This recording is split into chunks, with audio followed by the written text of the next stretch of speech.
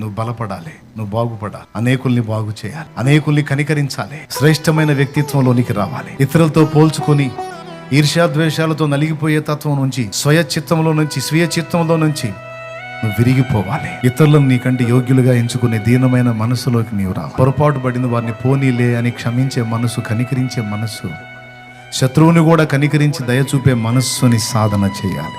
మీ పరలోకపు తండ్రిని చూడండి అని చూపించాడు.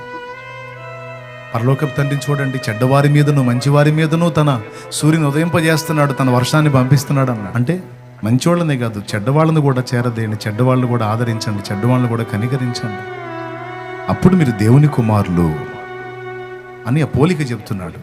దేవుని కుమారులు అంటే దేవుడు చెడ్డవాళ్ళని మంచివాళ్ళని ఈక్వల్గా ప్రేమించినట్టు దేవుని కుమారులుగా మీరు కూడా బలవంతుల్నే కాదు బలహీనుల్ని కూడా ఆదరించండి, బలహీనులు కూడా ప్రేమించండి, కనికరించండి అని మాట్లాడుతారు.